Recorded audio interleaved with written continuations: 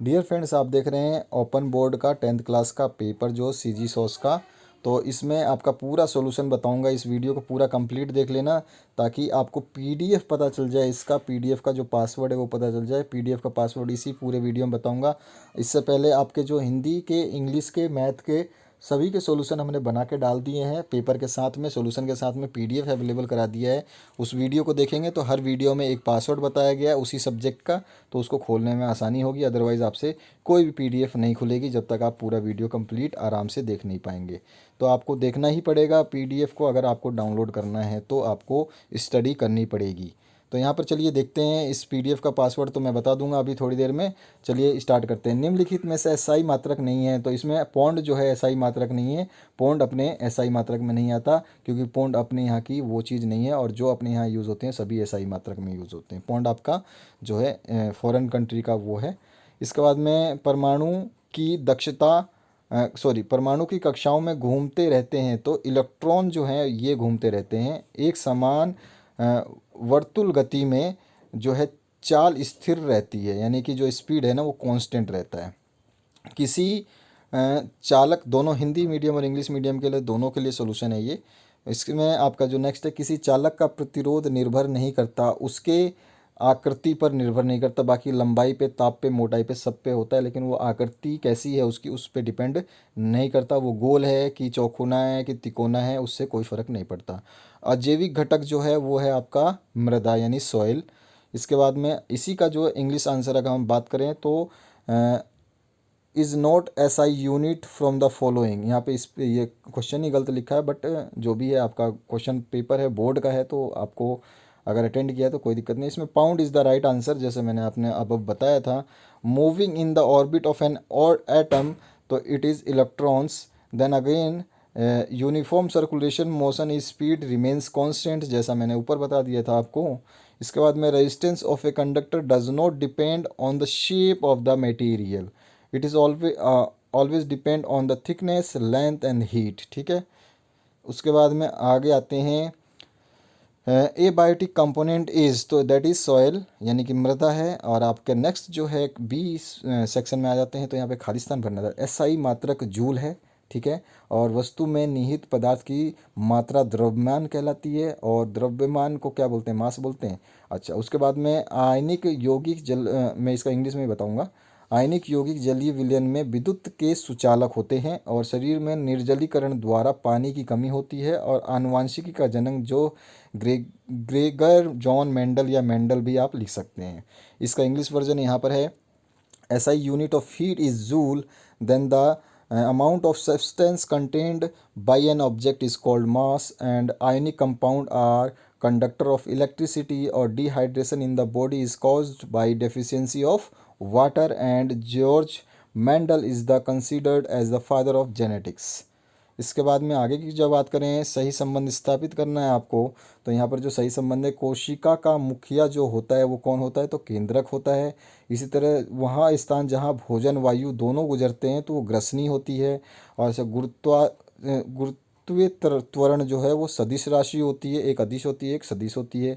तो यहाँ पे ये सदिश होती है। और विश्व पर्यावरण जो दिवस है वो कब मनाया जाता है, तो हर 5 जून को मनाया जाता है हर साल में। उसके बाद में आपका प्राथमिक उत्पाद जो है वो क्या होते हैं, आपके हरे पौधे होते हैं। तो इस तरह से इसके आंसर लिखने थे, तो जो हमने मैच कर रखा है आप इसको देख सकते हैं। इसी तरह से इंग्लिश मीडियम के लिए भी है। तो head of cell is nucleus, and then the second है आपका place where the both food and air passes, तो इसका आंसर जो है आपका फायरनिक्स जो है ये इसका आंसर है। उसके बाद में primary product is green plant, and world environment day is 5 June, and gravitational acceleration is a vector quantity. तो ये इसके आंसर है जो यहाँ पे मैच किए गए हैं। अब आगे चलते हैं हम नेक्स्ट क्वेश्चन पे। इसके पीडीएफ को डाउनलोड करने के लिए आपको इसी वीडियो के डिस्क्रिप्शन बॉक्स में जाना होगा, जहाँ पे सीजी सॉस 10th क्लास के नाम से पेपर्स हैं। उसको खोलेंगे तो आपको सभी सब्जेक्ट के आंसर्स मिलेंगे उसमें। तो आपको वहाँ पे आपको देखना होगा। अगर आपको डिस्क्रिप्शन बॉक्स खोलना नहीं आता है तो आपको केवल जो अभी वीडियो देख रहे हैं उसके नाम पे क्लिक कर दीजिए, जो जिस नाम से ये टाइटल है, जैसे Chhattisgarh board 10th class open school papers के नाम से आप जो देख रहे हैं वीडियो, इस पर क्लिक करेंगे तो डिस्क्रिप्शन बॉक्स ओपन हो जाएगा। इसके बाद में आ जाइए, नेक्स्ट जो है क्वेश्चन आपसे पूछा गया है प्रश्न नंबर 2। हम जब हम किसी भीगे हुए कपड़े को झटकते हैं तो उसमें से पानी बाहर क्यों निकलता है? तो इसका आंसर जो है, जब हम गीले कपड़े को झटकते हैं तो उसमें पानी इसलिए बाहर निकलता है क्योंकि पानी कपड़े में विराम जड़त्व की अवस्था में होता है और वह पानी विराम जड़त्व की अवस्था में ही रहना चाहता है, लेकिन कपड़े को झटकने से वह पानी बल उत्पन्न होता करता है और पानी बाहर आ जाता है। ठीक है, तो when we shake off any soaked cloth, the water come out because the water exists in the cloth in stationary movement, and when we apply a force, the movement of the water disturb and have an acceleration or exerted by force and then it's appear to the outside। ऐसे आप लिख सकते हैं। इसके बाद में आपका third है, स्वचालित वाहनों के पहिए खांचेदार क्यों होते हैं? तो इसका आंसर जो है, स्वचालित वाहनों के खांचेदार इसलिए बनाए ताकि सड़क की सतह से पहियों के बीच में जो घर्षण बढ़ सके, यानी friction forces, to increase frictional forces between the road and the tyres, the type of automobile tyres are maded threaded. ठीक है, तो वो इसलिए बनते हैं कि अगर आप स्मूथ बना देंगे तो फिसल जाएगा। इसके बाद में फोर्थ क्वेश्चन है, द्यू धातु पट्टी के कोई दो उपयोग लिखने हैं। Write any two use of bimetallic strip. तो यह ताप परिवर्तन को यांत्रिक विस्थापन में बदलती है, और दूसरा है, यह कई युक्तियों में ताप की अधिकतम मान को नियंत्रित करने के काम आती है। तो ये क्या होता है आपको, ये आपको जो टेम्परेचर है उसको कन्वर्जन में यूज़ होती है, और दूसरा जो है ये आपका टेम्परेचर को कंट्रोल करती है। ठीक है, इंग्लिश में आप ऐसे लिख सकते हैं, it is use to control the temperature and manage the temperature. पांचवा क्वेश्चन, अनुप्रस्थ और अनुदैर्ध्य तरंगों में क्या अंतर है? तो अनुप्रस्थ या ट्रांसवर्स वेव जो है, इसमें तरंग की गति की दिशा मध्यम कोणों के कंपन करने की दिशा के लंबवत होती है, यानी परपेंडिकुलर होती है इसकी डायरेक्शन में। और लॉन्गिट्यूडनल में इसमें जो तरंग की गति की दिशा जो है, माध्यम के कणों के कंपन करने के समानांतर यानी कि पैरेलल होती है। ठीक है, अब आ जाइए छठा क्वेश्चन, प्रकाश संश्लेषण में रंध्रों का क्या कार्य होता है? तो रंध्र यानी कि स्टोमा प्रकाश संश्लेषण यानी फोटोसिंथेसिस एंड श्वसन यानी रेस्पिरेशन के दौरान गैसीय आदान प्रदान में सहायक होते हैं। तो स्टोमा स्टोमा जो मैं आपको बता रहा हूँ इसको इंग्लिश में, stoma is useful to in photosynthesis and the respiration during the exchange of the gases। ठीक है, अब इसके बाद में why graphite is good lubricant. तो ग्रेफाइट क्या है, लुब्रिकेंट इसलिए होता है क्योंकि ये मुलायम होता है। It is soft in nature, carbon and carbon bond जो है इसमें, इसकी संरचना ऐसी होती है कि एक के ऊपर एक लेयर के ऊपर चिपके होते हैं, इसलिए ये ठोस और मुलायम होती है, और विद्युत की सुचालक भी होती है। इसके बाद में आठवां जो क्वेश्चन है, एसआई मात्रक के कोई तीन लाभ बताने हैं आपको। तो एसआई मात्रक के पहला लाभ है कि भौतिक मात्रा को केवल एक इकाई में प्रदान करती है, यानी कि it's indicates physical quantity in one dimension. दूसरा है, एसआई अंतर्राष्ट्रीय स्तर पर इकाइयों को स्वीकृति की प्रणाली है, एसआई मात्रक की प्रणाली है। तो SI is a standard international unit. उसके बाद में सिस्टम की गुणवत्ता और उप बहुओं को 10 की शक्ति के रूप में व्यक्त किया जा सकता है। The SI unit can be measured and mentioned into the 10 to the power something else, या 10 to the power something which is, और it is expressed in the terms of the power of 10। ठीक है, ऐसे भी लिख सकते हैं आप। तो नाइन्थ क्वेश्चन है आपका, हाइड्रोजन व सल्फर जो है आपका निम्नलिखित तत्वों से के संयोग से बनने वाले संभावित यौगिक का नाम बताना है। तो हाइड्रोजन और सल्फर को मिलाएंगे तो हाइड्रोजन सल्फाइड बन जाएगा, और नाइट्रोजन और हाइड्रोजन को मिलाएंगे तो अमोनिया बनेगा, और मैग्नीशियम और ऑक्सीजन को मिलाएंगे तो मैग्नीशियम ऑक्साइड बनेगा। ठीक है, यही आपको नीचे भी लिखना था, इंग्लिश मीडियम के लिए भी सेम है। इसके बाद में चुंबक के 3 गुण लिखिए। तो प्रतिकर्षण बल को आसानी से महसूस किया जा सकता है, यानी कि जो आपका चुंबक जो है वो कैसा होता है, अट्रैक्टिव फोर्स जो है आप इसका repulsive and attraction force both can be observed easily in a magnet. दूसरे मैग्नेट के डिसिमिलर पोल हमेशा एक दूसरे को आकर्षित करते हैं। तो बोल सकते हैं two magnets of opposite poles always attracts each other. उसके बाद में थर्ड है, तीसरा जो है, एक चुंबक के दो ध्रुव अविभाज्य हैं और टूटे हुए मैग्नेट स्वतंत्र मैग्नेट के रूप में कार्य करता है और प्रत्येक में दो ध्रुव होते हैं। ठीक है, तो ये आपके तीन प्रॉपर्टीज़ हो गई। इसके बाद में अगर हम बात करें आगे का क्वेश्चन, प्राथमिक एवं द्वितीय वायु प्रदूषक क्या है और एक एक उदाहरण आपको बताना है। तो प्राथमिक तत्व वो सीधे सीधे एक प्रक्रिया से उत्सर्जित हुए, जैसे ज्वालामुखी विस्फोट से जो राख बनी है वो, या फिर मोटर गाड़ी से जो आपका कार्बन मोनोऑक्साइड निकलता है वो, कारखानों से जो धुआं निकलता है वो आपका प्राथमिक जो है पोल्यूटेंट्स हैं। और द्वितीय पोल्यूटेंट्स में आपका कार्बन डाइऑक्साइड होता है, कार्बन मोनो नहीं होता है, कार्बन डाइऑक्साइड CO2 जो दहन से उत्सर्जित होता है। और ग्रीन हाउस इफेक्ट जो है, ग्रीन हाउस गैस भी, वो भी आपका सेकेंडरी प्रदूषक के तत्व हैं। इसके बाद में जनसंख्या विस्फोट के प्रमुख कारण क्या हैं ये आपको बताना है। तो ये चीज़ें तो आप कोई भी बता सकता है, अगर मैंने नीचे लिखा है तो ठीक है, अदरवाइज़ आपको ये तो नॉर्मली कोई भी जानता है, लेकिन मैं मॉडल पेपर में इसका आंसर जो है दे दूँगा, चाहे तो आप वेट कर सकते हैं उसके लिए 2-4 दिन। और what are the major causes of population exploration, तो यहाँ पर आपको सीधा सा अगर हम छोटे छोटे वर्ड में लिखना चाहें तो चिकित्सा सेवा में वृद्धि। ठीक है, क्योंकि आदमी बहुत ज़्यादा मतलब ठीक होते जाते हैं तो फिर वो पॉपुलेशन बढ़ेगा ही बढ़ेगा। कम आयु में विवाह हो जाता है और साक्षरता जो दर है, जो एजुकेशन है वो बहुत ही कम है, या फिर लो एजुकेशनल जो है सोसाइटीज़ इंडिया में ज़्यादा हैं। परिवार नियोजन की प्रति विमुखता जो है, जो फैमिली प्लानिंग की प्रॉब्लम है, और गरीब और जनसंख्या विरोधाभास आदि। जो गरीब है यानी कि आपके जो बहुत ही लोअर क्लास के लोग हैं या पॉवर्टी लोग हैं, वो मतलब इस चीज़ को ज़्यादा नहीं देखते हैं। तो इस वजह से ये सभी चीज़ें हैं, इनके बारे में थोड़ा थोड़ा आपको लिख देना है अगर इसमें क्वेश्चन 3 नंबर का है तो। किसी परितंत्र में ऊर्जा प्रवाह तथा जैव भू रासायनिक चक्र के बीच क्या अंतर है, तो ये आपको बताना है। What is difference between energy flow and geochemical cycle in a ecosystem. तो energy flows through an ecosystem and it is dissipated as heat, but chemical elements are recycled.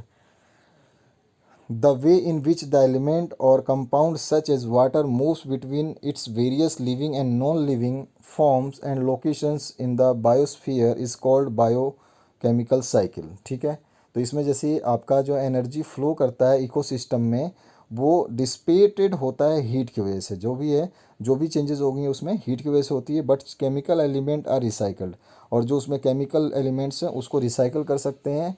और the way in which the element और compound जिस वह हिस्सा या फिर वो रास्ता या वो रास्ता बोल सकते हैं, या फिर आप वो नियम बोल सकते हैं जिसमें कि ये जो एलिमेंट है आपका वाटर, वो आपका जो मूव होता है between various living and non living things के फॉर्म में। तो ये जो है आपका, ये ही क्या कहलाता है, बायोस्फीयर, या फिर आप कह सकते हैं बायोलॉजिकल साइकिल कहलाता है। ठीक है, इसके बाद में 14th जो क्वेश्चन है, इसमें क्या है, निम्नलिखित रासायनिक समीकरणों को संतुलित करना था। तो इनको संतुलित करने के लिए देखिए मैं बता देता हूँ, ये पूरा पूरा एज इट रह जाएगा। यहाँ पे 2 लगा देना है आगे, देखिए छोटा सा 2 लगा रखा है मैंने। तो यहाँ पे H2HNO3 आ जाएगा, 2HNO3, और यहाँ पे जो आपका प्रोडक्ट आएगा 2H2O बनेगा। ठीक है, इसके बाद में नेक्स्ट क्वेश्चन है बी में, इधर तो सब कुछ सही है, इधर आपको 2HCl बनेगा, 2HCl लिखा हुआ है, छोटा सा लिखा हुआ है। इधर भी आपको सही है और इधर आपको बिल्कुल कुछ भी नहीं छेड़ना है, तो ये पूरा कंप्लीट एज इट इज़ ही रहेगा। इसके बाद में नेक्स्ट जो है आपका, इसमें पूछा गया है, तो यहाँ पर 2H2S आएगा, 2H2S, और इधर 2H2O बनेगा। ठीक है, यही सेम नीचे वाला है, यही सेम ऊपर वाला है, क्योंकि इंग्लिश मीडियम हिंदी मीडियम के लिए दोनों के लिए सेम ही है। और ऑप्शन में जो है आपको ये रासायनिक अभिक्रियाएं हैं, और इनसे क्या है, आपको संतुलित रासायनिक समीकरण लिखना है आपको। तो चलिए इसको दिखा देता हूँ मैं।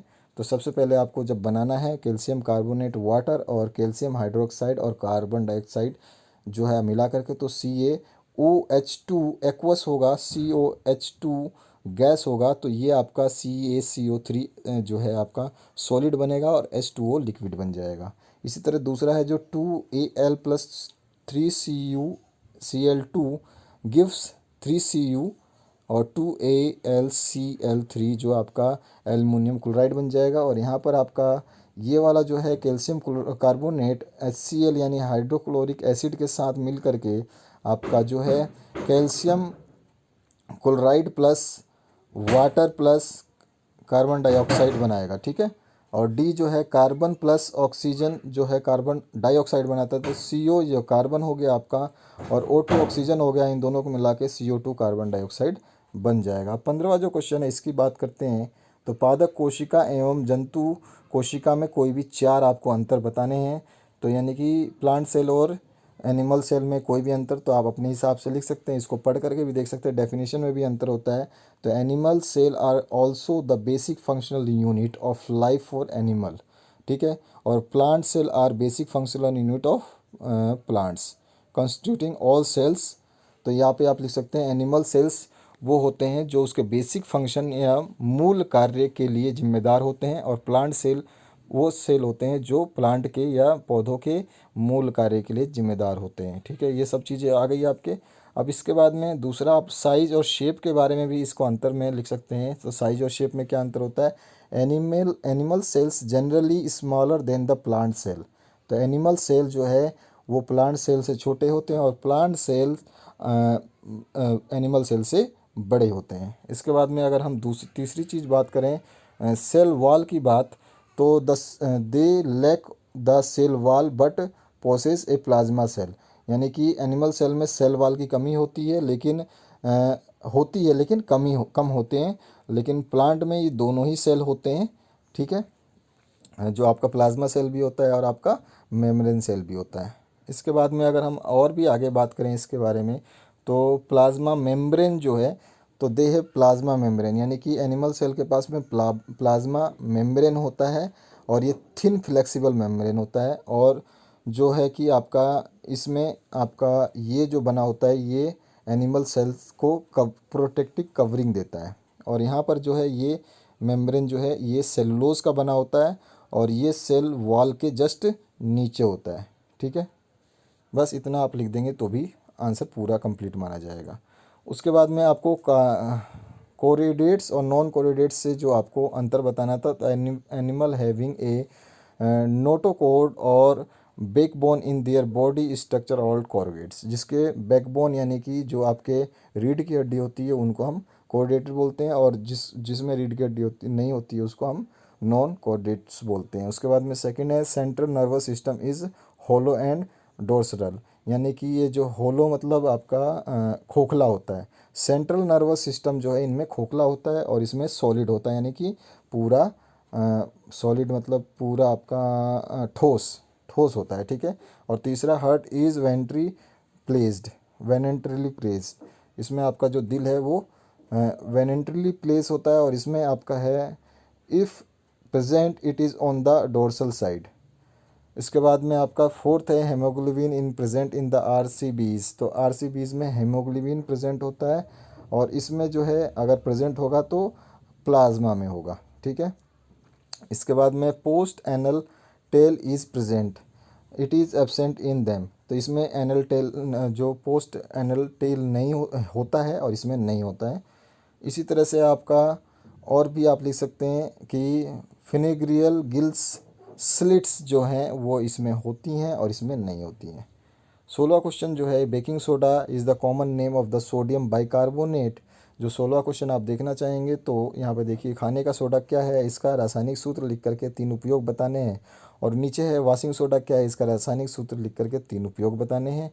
तो 16वें क्वेश्चन में जो हम आपका जो देखें तो इसमें पहला जो है baking soda is the common name of the sodium carbonate. Sodium carbonate का जो है कॉमन नेम में सामान्य नाम है। और केमिकल फार्मूला जो है इसका NaHCO3 है। और यूजेस क्या हैं, तो reducing the acidity in the stomach, तो पेट के जलन में ये सहायक होता है। Acts as an antacid in which is use in treating stomach upset and digestion digestion के लिए एक तरह से ये एंटीसाइड के रूप में उपयोग होता है, या फिर आप बोल सकते हैं जैसे कायम चूर्ण होता है ना आपका, उस तरह से उपयोग होता है। Used in the process of washing A water softener. तो वाटर सॉफ्टनर के उपयोग जो आपका के रूप में भी उपयोग कर सकते हैं। Due to the formation of soapy form it is use in fire extinguisher. तो आपका जो फायर यानी ज्वन अग्निशमन यंत्र है उसमें भी यूज़ होता है। Removes the dirt of the material without damaging the properties of the material. तो ये क्या दाग धब्बों को हटा देता है, उनकी केमिकल और भौतिक अवस्था को बिना बदले हुए। एक्ट्स एज ए पेस्टिसाइड्स, और कीटनाशक के रूप में भी इसको यूज़ कर सकते हैं। Used in baking industries as carbon dioxide is generated due to the decomposition of NaHCO3 which helps in the rising of the dough. तो यहाँ पर जो मोटे मोटे जो ब्रेड की कंपनियाँ या फिर आपके बिस्किट कंपनियाँ होती है, उनमें जो सॉफ्टनेस और फपीनेस लाने के लिए इसका यूज़ किया जाता है, जो फूले फूले से हो जाते हैं। आठवां, it is use in ear drops, कान के दवाइयों के उपयोग में हो सकता है। कॉस्मेटिक्स के रूप में हो सकता है। पर्सनल केयर प्रोडक्ट्स के रूप में हो सकता है। It is use as a neutralizer to neutralize the effect of acid. तो इसमें आपका जो एसिड है उसको न्यूट्रलाइज यानी कि शांत करने के लिए भी उपयोग करते हैं। 16वां क्वेश्चन जो है वॉशिंग सोडा का बताना था। तो washing soda chemical compound with the name of, तो इसका नेम है Na2CO3 और also known as sodium carbonate, और it is a salt of carbonic acid. और सम यूजेस में washing soda to make home made laundry detergent, यानी कि Surf साबुन सोडा बनाने के काम आता है। To clean specially in hard water. तो अगर आपका पानी जो है हार्ड है, सॉफ्ट वाटर और हार्ड वाटर मजदूर जल और कौन सा जल बोलते हैं उसको ध्यान रखना आपको, तो उस जल में इसको यूज़ किया जाता है क्योंकि वहाँ पे और दूसरे काम नहीं आते हैं। Some even use is in laundry additive for softness of water. कई जगहों पर इसको सॉफ्टनेस ऑफ वाटर के लिए भी यूज़ किया जाता है। 17वां जो क्वेश्चन है वाटर कंजर्वेशन आपको बतानी है, जो कि पूछा गया है इसमें। अगर हम देखें इस क्वेश्चन को, नीचे की तरफ ही ये क्वेश्चन आपका वर्षा जल वायु प्रदूषण के साथ जल निकायों को किस तरह प्रभावित करता है, कोई भी आपको बताना है। या आप जल के संरक्षण में क्या करेंगे आपको ये बताना है। तो कोई भी आप आंसर लिख सकते हैं, जैसे मैंने यहाँ पे बताया water conservation means less water use और recycling used water that can be used again है। और this type of programme is important because जो आपका water conservation helps save energy, protects wild animals, prevent people from using so much water that it cannot be replaced with rain। ठीक है, तो इन सभी चीज़ों का आप लिख सकते हैं। इसको हिंदी में भी आप आराम से कन्वर्ट कर सकते हैं। तो 17वां क्वेश्चन ये था। 18वां क्वेश्चन है 20 सेंटीमीटर फोकस दूरी वाली उत्तल लेंस एवं अवतल लेंस दोनों से बनने वाले प्रतिबिंब की प्रकृति क्या होगी। वस्तु 10 सेंटीमीटर पर रखी हो और 12 सेंटीमीटर, तो दोनों को देख लेते हैं। तो पहले 18वें का जो ऑप्शन वाला फर्स्ट पार्ट है 20 सेंटीमीटर वाला और 10 सेंटीमीटर दूर रखी है। तो सबसे पहले गिवन है आपको, जब भी फोकल लेंथ हो, चाहे आपका कोई भी जब आपका मिरर कॉनकेव लेंस हो, तो आपका ये फोकल लेंथ जो है ये नेगेटिव हो जाती है। हमेशा वी तो सभी में नेगेटिव होता है, ये आपको लेना पड़ेगा। बस फॉर्मूला आपको याद होना चाहिए मिरर का। तो ये फॉर्मूला है, यहाँ पे यू और एफ़ की जो वी और एफ़ की वैल्यूज़ को रख देंगे तो यू की वैल्यू आ जाएगी। तो यहाँ पर हमने जब इसको सॉल्व किया तो यू की वैल्यू आई -20। आप इसको रफ कॉपी में सॉल्व करके देखना। इसके बाद में 10 the object is placed at centimetre from the concave lens, यानी कि कॉनकेव लेंस से जो ऑब्जेक्ट है वो कितनी दूर रखा है, वह 20 सेंटीमीटर दूर रखा हुआ है। ठीक है, और ऑब्जेक्ट जो है क्वेश्चन के हिसाब से 10 सेंटीमीटर जो है उसका इमेज फॉर्म करता है। इसके बाद में कॉनकेव लेंस का उसमें दिया हुआ है, तो आपको जैसे मैंने बताया कॉनकेव लेंस में यू जो है वो माइनस में आएगा, एफ नेगेटिव नहीं होगा। जैसे मैंने बताया था कॉन्वेक्स लेंस है, कॉनकेव में नेगेटिव होता है। टू फाइंड वी, तो आपको पता ही है, ये फॉर्मूला भी अभी ऊपर देखा था। इसमें आपको यू और एफ़ की वैल्यू रख देनी है। तो यू और एफ़ की वैल्यू रखेंगे तो वी की वैल्यू आ जाएगी -20 सेंटीमीटर, जो कि दोनों में माइनस ही आनी चाहिए। और मैग्नीफिकेशन जो होता है उसका फॉर्मूला होता है यू वी अपॉन यू।